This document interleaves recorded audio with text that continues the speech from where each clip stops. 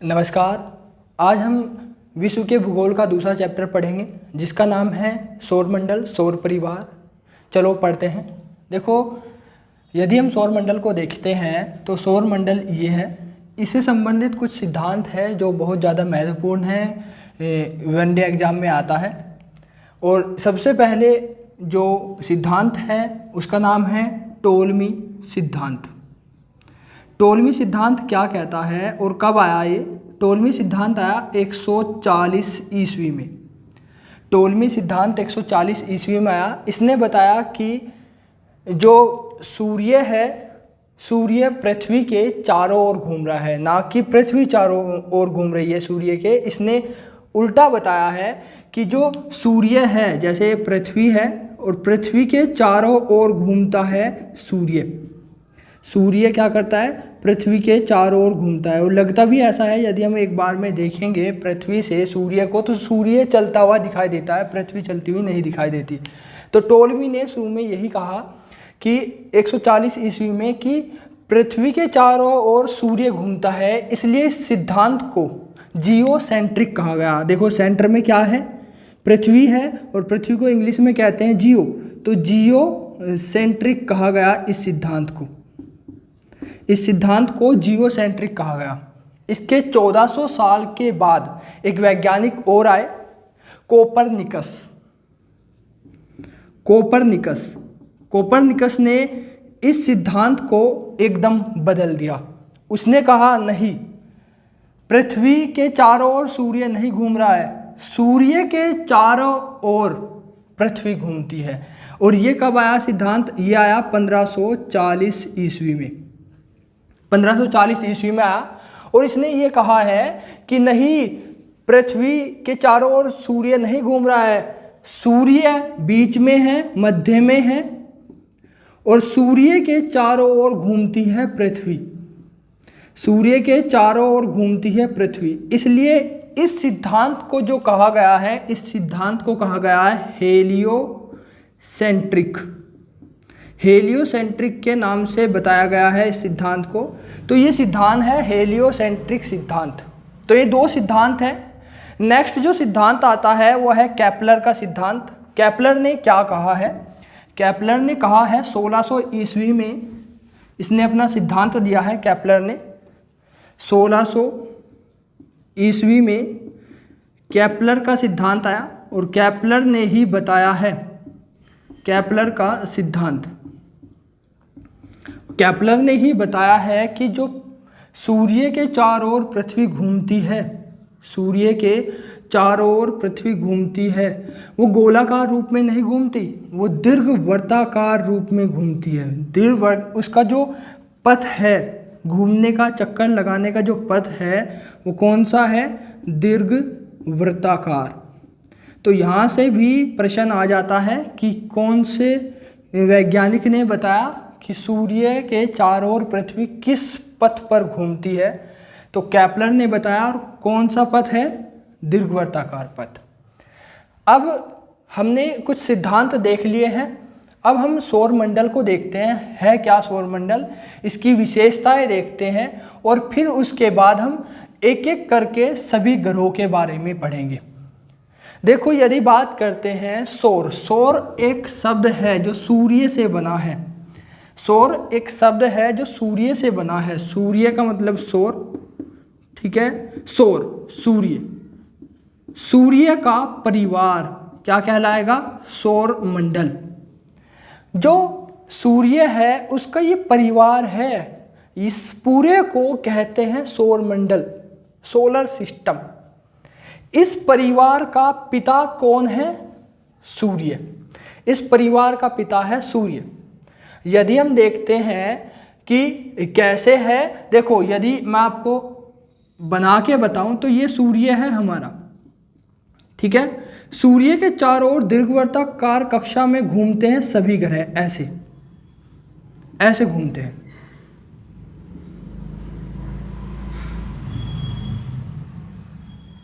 ठीक है, ये है बुध, सबसे पास है इसके, ठीक है।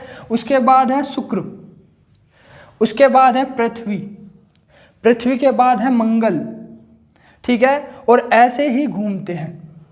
ये है सोलर सिस्टम, पूरे 8 ग्रह हैं। अब देखो इन 8 ग्रहों को भी तोड़ा गया है। इन 8 ग्रहों को कैसे तोड़ा गया है?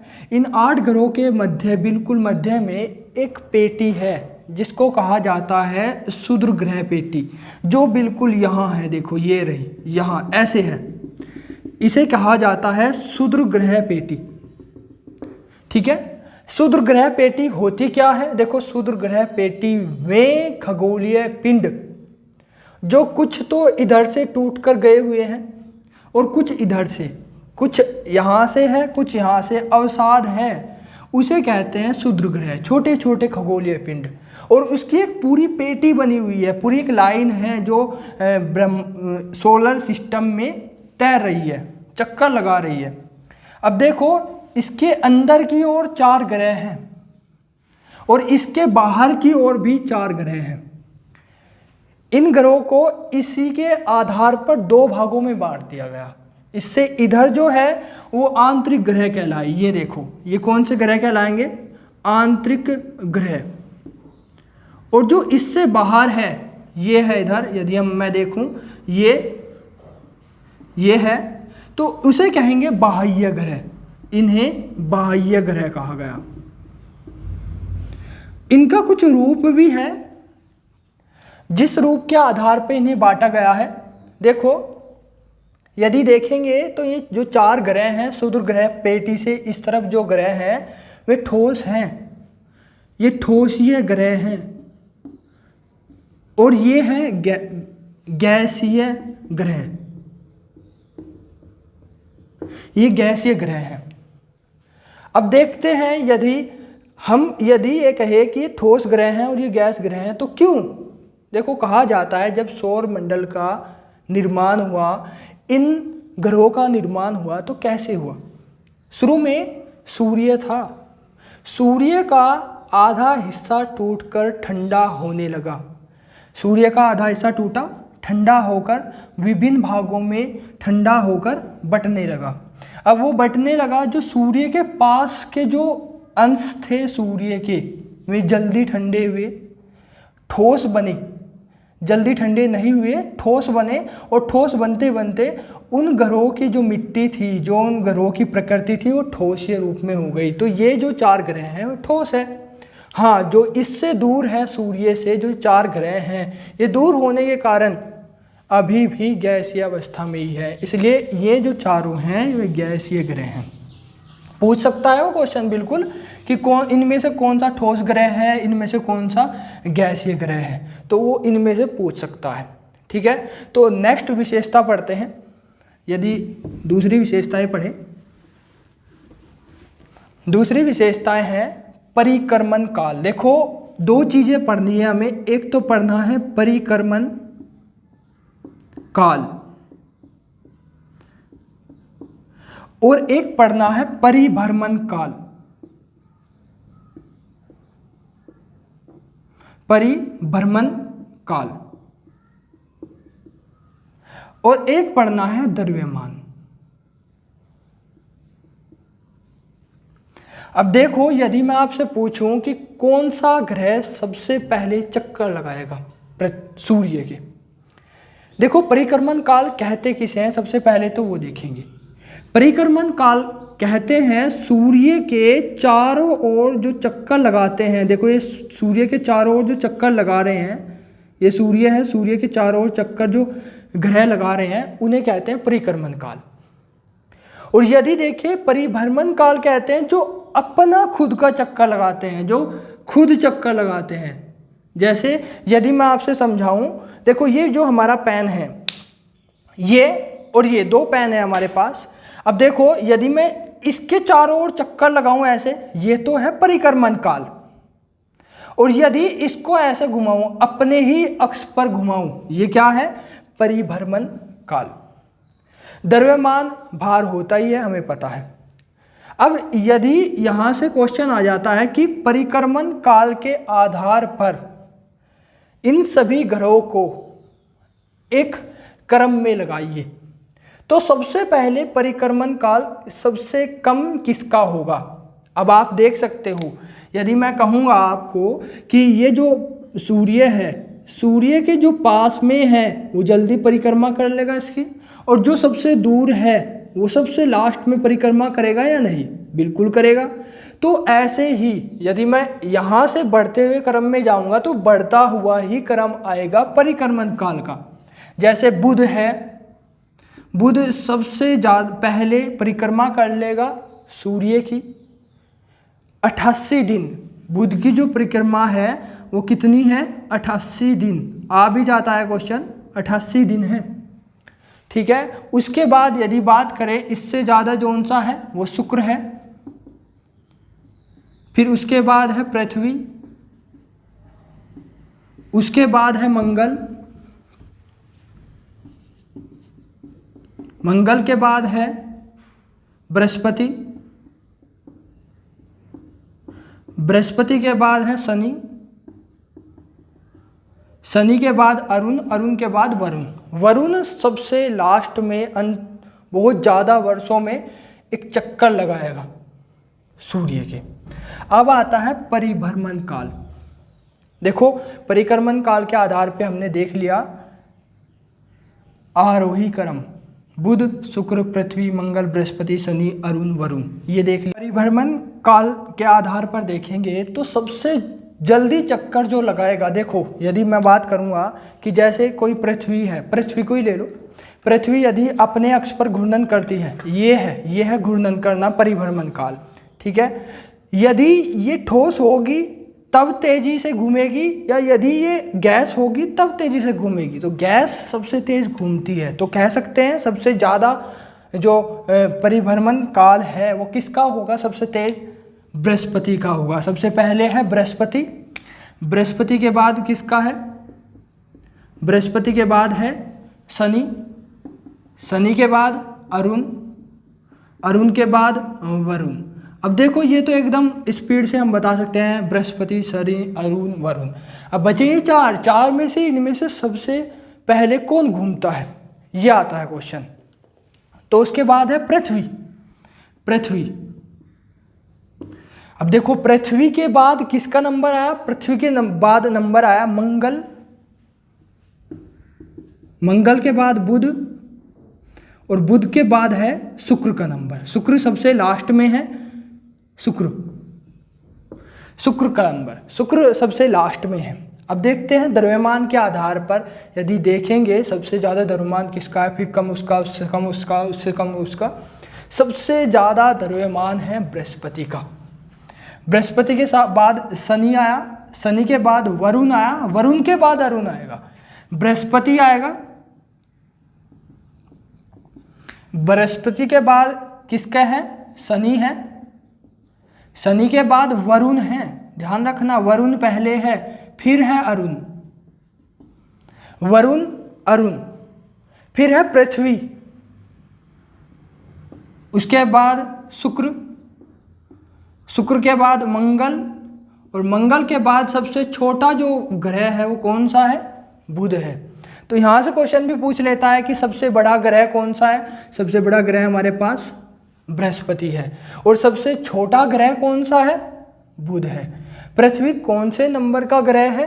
तो यदि मैं अवरोही क्रम में देखूंगा तो 1 2 3 4 5वें स्थान पे आता है, और यदि मैं आरोही क्रम में देखूं तो 1 2 3 और चौथे स्थान पे आता है पृथ्वी।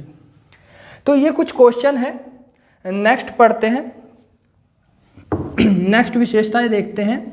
हाँ, यदि वो ये कहे कि सूर्य से दूरी के मामले में बताइए, तो ये तो आपको दिख ही रहा होगा। सूर्य से दूरी के जो क्रम है वो ये है, सबसे पास कौन है? बुध है, उससे दूर शुक्र है, उसके बाद पृथ्वी, फिर मंगल, फिर बृहस्पति, शनि, अरुण, वरुण। सबसे दूर का जो प्लैनेट है, ग्रह है, वो है वरुण, और सबसे पास का जो ग्रह है वो है बुध। ध्यान रखना है इस चीज़ को, ठीक है। हाँ, अब ये पूछा जा सकता है कि पृथ्वी से नज़दीक या पास के ग्रह, सबसे पास कौन सा ग्रह है पृथ्वी के? सबसे पास ग्रह जो है पृथ्वी के कौन सा है? शुक्र। शुक्र सबसे पास है, फिर मंगल है, मंगल के बाद कौन सा है? बुध। पहले शुक्र है, शुक्र के बाद मंगल है, मंगल के बाद कौन सा है? बुध है, और बुध के बाद लगातार वही है, बृहस्पति होगा, शनि होगा, अरुण होगा, वरुण होगा। तो ये कुछ विशेषताएं थी हमारी सौरमंडल की। तो इन चीज़ों को ध्यान में रखना है। अब पढ़ते हैं नई चीज़ें। अब एक एक ग्रह को लेकर चलेंगे। पहला ग्रह है बुध।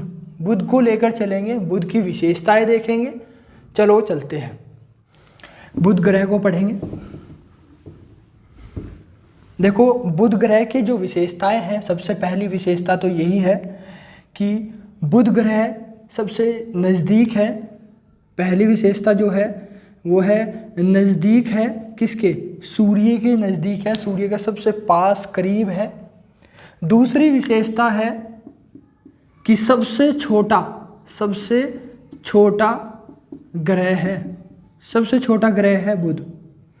अब देखो, यदि तीसरी विशेषताएं देखते हैं तो तीसरी विशेषता यह है कि इसका कोई भी उपग्रह नहीं है, इसके पास कोई भी उपग्रह नहीं है, इसके पास कोई भी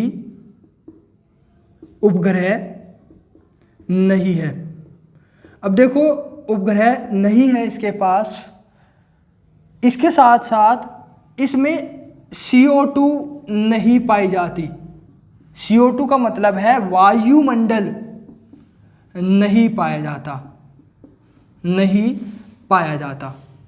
बुध ग्रह के पास वायुमंडल नहीं है, और इसलिए ही वायुमंडल नहीं है, इसलिए ही इसका सबसे ज़्यादा तापांतर है। ताप में अंतर इसके सबसे ज़्यादा है, कह सकते हैं तापांतर अधिक है।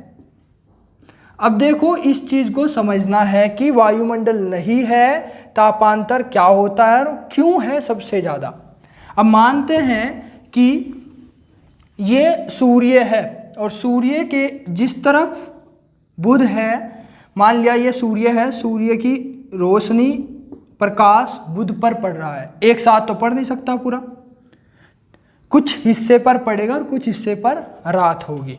जिस हिस्से पर दिन होगा वहाँ ज़्यादा गर्मी होगी, और जिस हिस्से पर रात होगी वहाँ ज़्यादा ठंड होगी। क्यों होगी? क्योंकि यहाँ वायुमंडल नहीं है। जो हिस्सा सूर्य की तरफ है, दिन है, वहाँ ज़्यादा गर्मी है, और जो हिस्सा सूर्य की तरफ नहीं है वहाँ ज़्यादा ठंड है। और इसी ताप के अंतर को तापांतर कहते हैं। तो यदि पूछ लिया जाए कि ग्रहों में सबसे अधिक तापांतर किस ग्रह का है, तो बता सकते हैं बुध ग्रह का तापांतर सबसे अधिक है। नेक्स्ट क्वेश्चन पढ़ते हैं। नेक्स्ट ये है कि इसका जो परिक्रमण काल है सबसे कम है। परिक्रमण काल कितना है? परिक्रमण काल है 88 दिन। 88 दिन में एक चक्कर लगा देता है सूर्य का। 88 दिन इसका परिक्रमण काल है, सबसे कम है, सबसे कम। दूसरा, यदि बात करें, बुध को अंग्रेजी में मरकरी कहा जाता है, यह आपको दिखाई दे रहा होगा। नेक्स्ट पढ़ते हैं शुक्र। शुक्र को पढ़ते हैं। शुक्र ग्रह को अंग्रेजी में वीनस कहा जाता है, और शुक्र ग्रह दूरी के सापेक्ष देखें तो दूसरा ग्रह है। शुक्र ग्रह के भी कोई भी उपग्रह नहीं है, कोई उपग्रह नहीं है इसके पास भी। शुक्र ग्रह के पास भी कोई उपग्रह नहीं है, परंतु शुक्र ग्रह के पास वायुमंडल है। शुक्र ग्रह के पास वायुमंडल है, और वायुमंडल होने के कारण ये गर्म है, और गर्म होने के कारण ये अधिक चमकता है। जब ये ज़्यादा चमकता है, जब ये ज़्यादा चमकता है तो इसलिए ही शुक्र ग्रह को सांझ का तारा या भोर का तारा कहा जाता है। क्या कहा जाता है? सांझ का तारा या भोर का तारा। अब देखो, सांझ का तारा और भोर का तारा होता क्या है? जब हम सुबह सुबह उठते हैं तो सुबह 5 बजे पूर्व दिशा में ये हमें दिखाई देता है एक चमकीले तारे की तरह, और जब शाम को हम 5 बजे देखते हैं पश्चिम दिशा में भी दिखाई देता है एक चमकीले तारे के रूप में, इसलिए इसे सांझ का तारा, भोर का तारा कहा गया है। आगे देखेंगे तो आगे यदि देखते हैं, इसका जो घनत्व है, आकार है, वो पृथ्वी के जैसा है। शुक्र का जो घनत्व है और आकार है वो किसके जैसा है? पृथ्वी जैसा है। और पृथ्वी जैसा होने के कारण इसका घनत्व और आकार, इसलिए इसे पृथ्वी की जुड़वा बहन भी कहा जाता है। पृथ्वी की जुड़वा बहन भी कहा जाता है। तो शुक्र को ही पृथ्वी की जुड़वा बहन कहा जाता है, ध्यान रखना। और यदि हम देखेंगे सबसे अधिक परिभ्रमण होता है इसका, परिभ्रमण समय जो है, परिभ्रमण समय सबसे अधिक है, ग्रहों में सबसे अधिक है परिभ्रमण समय। नेक्स्ट पढ़ते हैं, पृथ्वी के सबसे नज़दीक है, ये भी हमें देखा है, क्या है? पृथ्वी के सबसे नज़दीक है, पृथ्वी के सबसे नज़दीक है इसलिए हमें चमकता है। नेक्स्ट पढ़ते हैं पृथ्वी। देखो, पृथ्वी को तो हम ध्यान से पढ़ेंगे ही। अब पृथ्वी को छोड़कर यदि हम मंगल पे जाए, मंगल को पढ़ते हैं। मंगल, मंगल को अंग्रेजी में मार्स कहते हैं। मंगल को अंग्रेजी में मार्स कहा जाता है। अब देखो, मंगल ग्रह में 2 उपग्रह हैं मंगल ग्रह के, 2। कौन कौन से हैं? एक है फोबोस और एक है डीमोस। Phobos, Deimos. डीमोस सौर मंडल का सबसे छोटा उपग्रह है। डीमोस जो है वो सौर मंडल का सबसे छोटा उपग्रह डीमोस है। सौर मंडल का सबसे छोटा उपग्रह डीमोस है, ध्यान रखना। मंगल ग्रह के पास 2 उपग्रह हैं। नेक्स्ट पढ़ते हैं। अब देखो, मंगल ग्रह को लाल ग्रह भी कहा जाता है। क्या कहा जाता है? लाल ग्रह। अब लाल ग्रह कहने का आशय क्या है और क्यों कहते हैं इसे लाल ग्रह? इसमें इसकी जो मंगल ग्रह की जो मिट्टी है उसमें पाया जाता है आयरन ऑक्साइड। आयरन ऑक्साइड पाया जाता है। यदि हम सीधी सी बात करें, आयरन ऑक्साइड का रंग कैसा होता है? लाल। तो इस ग्रह की जो मिट्टी है वो बिल्कुल लाल है और वो दूर से देखने पर ऐसा लगता है कि ये लाल ग्रह है, तो इसलिए इसे लाल ग्रह कहा जाता है। आयरन ऑक्साइड को देखो, आयरन तो हमें पता ही है, लोहा। लोहा को यदि हम ऑक्सीजन के साथ मिलाएंगे, रखेंगे तो क्या बन जाता है? जंग। और जंग का रंग कैसा होता है? लाल।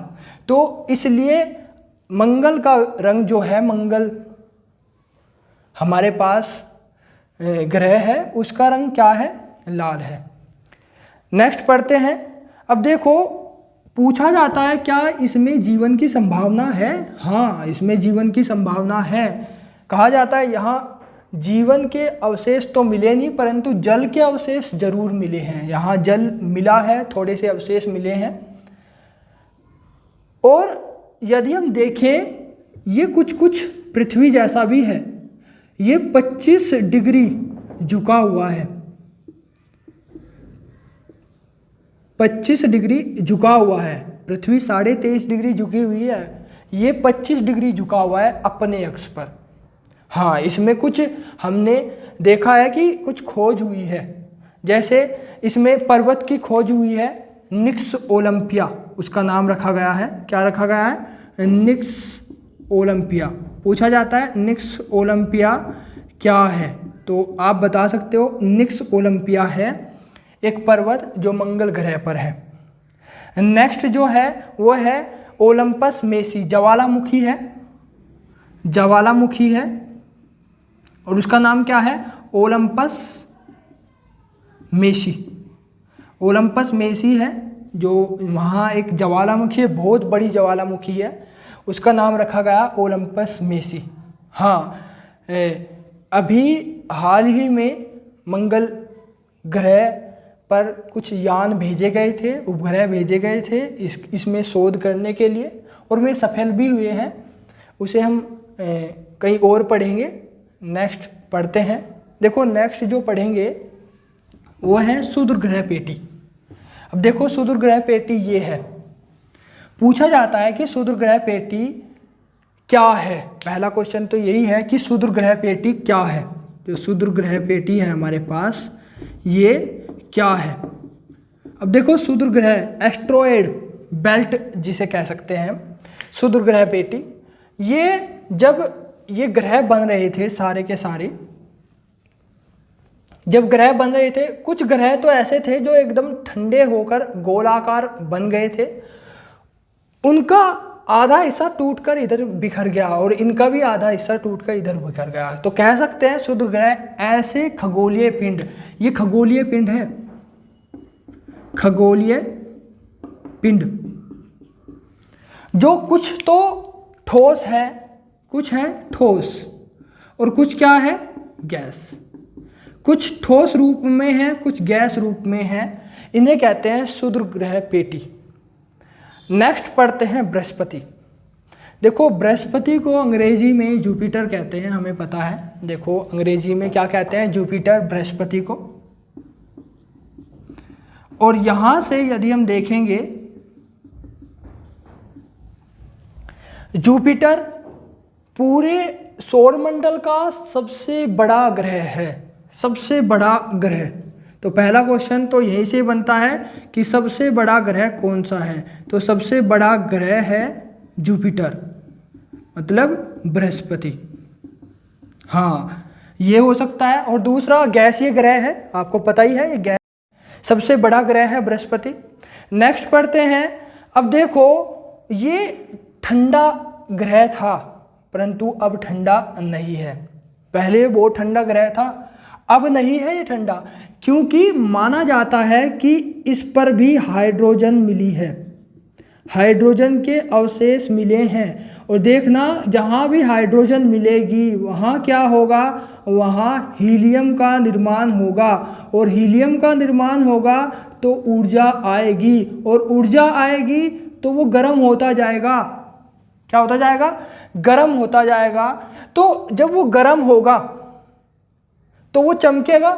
तो यहाँ से ये भी क्वेश्चन पूछ सकते हैं कि ऐसा कौन सा ग्रह है जिसमें एक तारा और एक ग्रह दोनों की प्रकृति है? तो बृहस्पति एक ऐसा ग्रह है जिसमें तारे की भी, देखो तारा जो तारे में होता है ना, हाइड्रोजन से हीलियम बनता है और ऊर्जा निकलती है, वो भी हो रहा है, और एक ग्रह भी है। अब देखते हैं, यदि जुपिटर को देखें, इसके पास बहुत सारे ग्रह हैं, उपग्रह हैं सॉरी, और इसमें उपग्रह की गिनती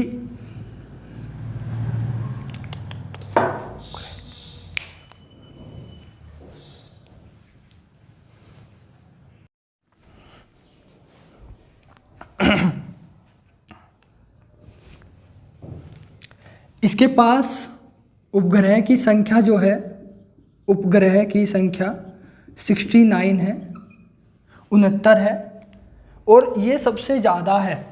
पूछा भी जाता है कि निम्नलिखित में से कौन से ग्रह के पास सबसे ज़्यादा उपग्रह की संख्या है? बृहस्पति के पास है।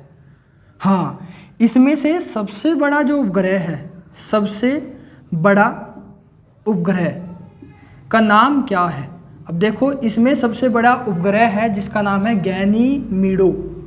गैनीमीडो सबसे बड़ा उपग्रह है। गैनीमीडो क्या है? सबसे बड़ा उपग्रह है बृहस्पति का।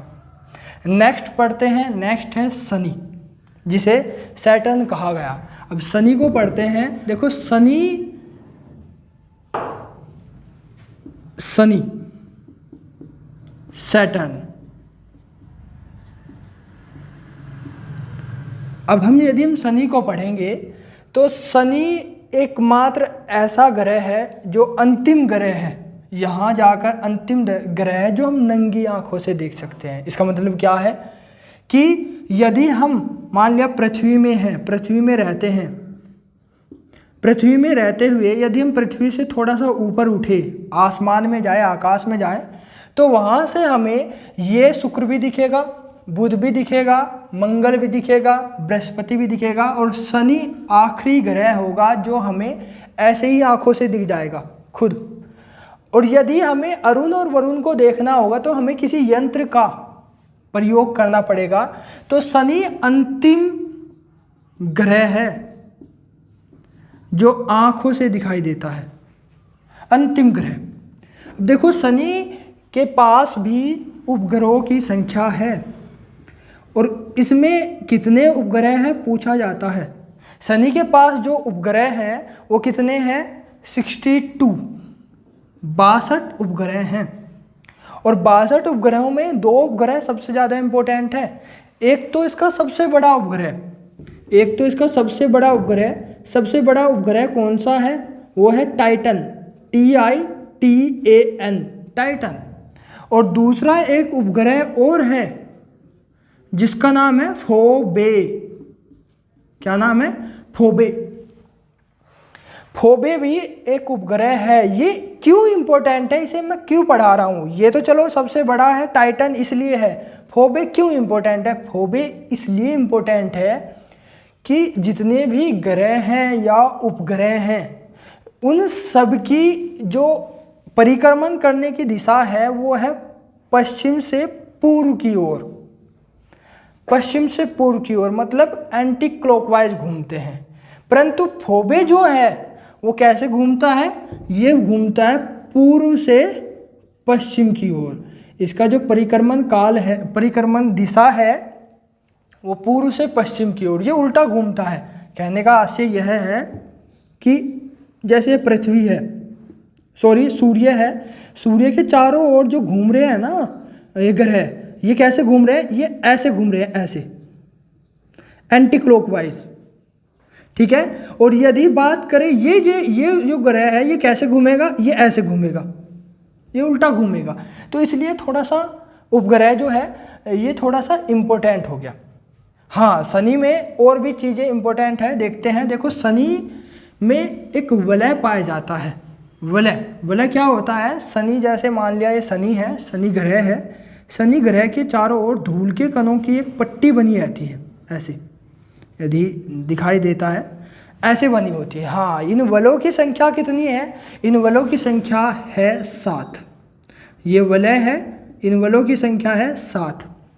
ये ऐसे दिखाई देता है जैसे ब्रह्मांड दिखाई देता है, जैसे एक बहुत बड़ा ब्रह्मांड दिखाई देता है, ऐसे दिखाई देता है हमें शनि एक ग्रह है, ये ब्रह्मांड की प्रकृति रखता है अपने अंदर देखने में।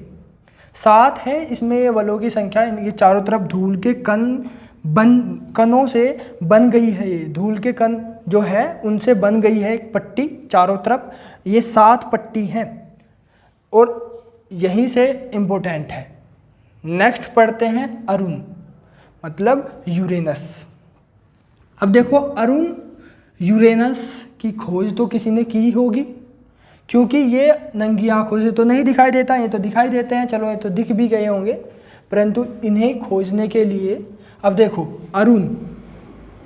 अरुण जो ग्रह है उसकी खोज किसने की है? उसको सबसे पहले किसने देखा था? उसको सबसे पहले देखा था हर्शेल नामक वैज्ञानिक ने। हर्शेल एक वैज्ञानिक है, उसने देखा था। और अरुण को उसने लेटा हुआ ग्रह भी कहा हुआ है। लेटा हुआ ग्रह क्यों? क्योंकि ये मतलब ये इतना झुका हुआ है कि ये लगता है कि लेटा हुआ है, इसे लेटा हुआ ग्रह भी कहा गया है, लेटा हुआ ग्रह। नेक्स्ट पढ़ते हैं, इस ग्रह को गैसों के जो छल्ले हैं, इसमें भी गैसों के छल्ले हैं। गैसों के छल्ले कितने हैं इसमें? देखो इसमें गैसों के छल्ले 5 हैं, गैसों के छल्ले कितने हैं? 5 5 है इसके पास गैसों के छल्ले। अब इसमें यदि देखें उपग्रह की संख्या कितनी है, इसके पास जो उपग्रह हैं उसमें संख्या कितनी है? उपग्रह की संख्या कितनी है? 27 है। और इसकी सबसे खास बात 27 है, और इसकी सबसे खास बात यह है कि जितने भी ग्रह हैं वे कैसे घूमते हैं सूर्य के चारों ओर? वे घूमते हैं पश्चिम से पूर्व की ओर, परंतु अरुण कैसे घूमता है? पूर्व से पश्चिम की ओर। तो ऐसा ग्रह हो गया हमारे पास पूर्व से पश्चिम की ओर। देखो हमारे पास 3 चीज़ें हैं, 3 आंकड़े हैं जो पूर्व से पश्चिम की ओर घूमता है। देखो एक तो है अरुण, ठीक है, दूसरा है फोबे, ठीक है, और तीसरा कौन सा है? शुक्र। ये 3 ग्रह, 2 ग्रह हैं हमारे पास और एक उपग्रह है जो पूर्व से पश्चिम की ओर घूमते हैं। नेक्स्ट पढ़ते हैं वरुण। देखो वरुण जो है वो सबसे लास्ट का ग्रह है। वैसे यदि बात करें लास्ट नहीं था कुछ दिन पहले, परंतु अब लास्ट है। वरुण जिसे अंग्रेजी में नेपच्यून कहते हैं, वरुण की खोज की थी किसने? गाले नामक वैज्ञानिक ने। गाले एक वैज्ञानिक है, उसने की थी, गाले नामक वैज्ञानिक ने इसकी खोज की थी, गाले ने। अब ये सबसे पहली बात सूर्य से सबसे दूर है। सबसे पहली कंडीशन तो यही है, सबसे पहली विशेषता तो यही है, सूर्य से दूर है, सबसे दूर स्थित ग्रह का नाम कौन सा है? वरुण है, नेपच्यून है, सबसे दूरी, सबसे दूर। अब देखो सबसे दूर है तो सबसे ठंडा भी होगा, तो सबसे ठंडा, देखो सबसे ठंडा पहले कौन सा था? बृहस्पति था, परंतु अब नहीं है क्योंकि वहाँ हाइड्रोजन प्राप्त हुआ है। सबसे ठंडा जो ग्रह है कौन सा है? वरुण है। और यदि यहाँ से हम देखेंगे तो इसे हरा ग्रह भी कहा जाता है। इसका रंग जो है वो हरा है, इसे क्या कहा जाता है? हरा ग्रह। और हरा ग्रह क्यों कहा जाता है? क्योंकि इसमें CH4 मतलब मीथेन प्राप्त होती है। यहाँ मीथेन है बहुत ज़्यादा, और मीथेन होने के कारण इसका रंग कैसा है? हरा है, इसलिए इसे हरा कहा जाता है। हाँ, यदि बात करें सबसे बड़ा उपग्रह कौन सा है?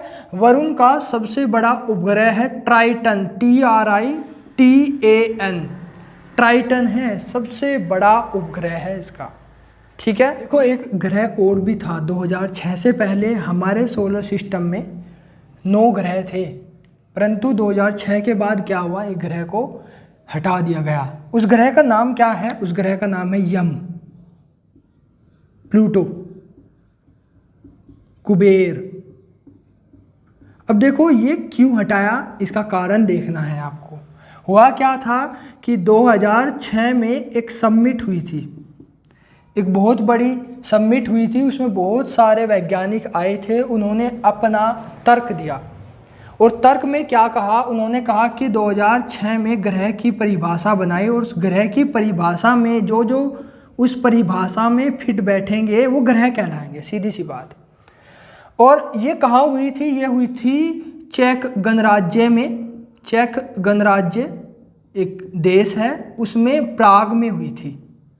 अब देखो चेक गणराज्य प्राग में 2006 में एक समिट हुई थी, ग्रह की परिभाषा आई, और ग्रह की परिभाषा के अनुसार है क्या कि वह खगोलीय पिंड जो सूर्य के चारों ओर एक निश्चित पथ पर दीर्घवृत्ताकार कक्षा में घूमता है। एक निश्चित पथ पर, वो ऐसा नहीं है कि वो दूसरे की कक्षा में घूम जाए, एक निश्चित पथ पर है, अपना पथ होगा, उसका कुछ आकार होगा जो कुछ उपग्रह से बड़ा होना चाहिए। तो इस परिभाषा में क्या हुआ? जो यम था वो फिट नहीं बैठा, वो नहीं आया। तो अब यम को यदि बात करें कहाँ ले, मतलब क्या कहा गया? यम को कहा गया बोना तारा, बोना ग्रह कहा गया। अब बोना ग्रह तो कहा गया, परंतु यम में एक और कमी थी। कि यम यदि जैसे परिक्रमण कर रहा है किसका, सूर्य का, तो कभी कभी वो क्या कर लेता था कि वो दूसरे का पथ को काट देता था। उसका एक कोई निश्चित पथ नहीं था, वो दूसरे के पथ को भी काटता था, दूसरे के रास्ते को भी काटता था। इसलिए यम को क्या किया गया, यम को बाहर निकाल दिया गया ग्रहों की श्रेणी से। हाँ ये ध्यान रखना, यम अभी भी है, यम नहीं, मतलब ऐसा नहीं है कि हमने उसे बाहर निकाल दिया ग्रहों की श्रेणी से तो यम नहीं रहा। हाँ ग्रह नहीं है यम। तो इन सब से हमने आज पढ़ा है सौरमंडल, और इन सब से बहुत सारे क्वेश्चन बनते हैं वनडे एग्जाम में और सभी महत्वपूर्ण परीक्षाओं में। तो हमें इसको पूरा पढ़ना है और उसके बाद एमसीक्यू भी करने हैं। अब देखो एमसीक्यू की मैं वीडियो डाल रहा हूँ, उसमें इसकी भी वीडियो डालूंगा, कम से कम 50 से 100 क्वेश्चन होंगे इसके एमसीक्यू में। तो आज के लिए इतना ही, आपका धन्यवाद।